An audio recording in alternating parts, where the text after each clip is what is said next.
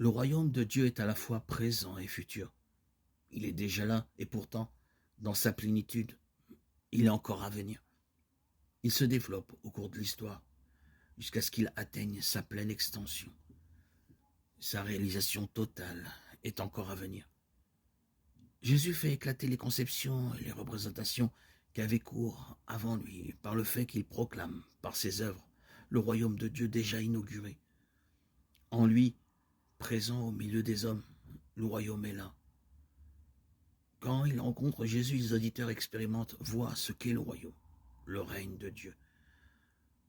Quand Jésus vient, c'est Dieu qui invite tous les hommes à entrer dans son royaume et à se soumettre à sa seigneurie. Son attente ne doit donc pas porter sur un avenir lointain ni sur une réalité appartenant uniquement au monde de l'au-delà. C'est maintenant, quand on écoute et accueille le message de Jésus, quand on rencontre Jésus, que le royaume est là, qu'il est au milieu de vous. Luc 17, 21. Ainsi donc, quand l'homme est ouvert et qu'il croit à l'amour inconditionné de Dieu pour lui, quand il découvre le sens de cet engagement absolu de Dieu envers lui, alors Dieu vient dans la puissance de son règne. Alors il peut donner libre cours à sa volonté de salut. Si quelqu'un croit à ce message, il cesse de compter sur lui-même et de se refermer sur lui. Alors, il peut devenir libre, puisqu'il n'y a plus lieu de se glorifier devant Dieu et devant son prochain.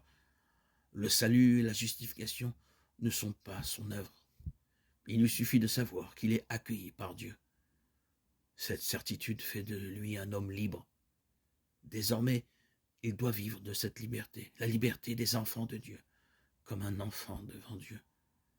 Elle fera de lui un homme véritable, à l'image de Jésus. Fort de cet amour de Dieu et de la sécurité qui en découle, l'homme peut grandir, mûrir et porter du fruit. C'est pourquoi, dès maintenant, sans plus attendre, il doit croire, vivre de cette foi et y conformer sa conduite.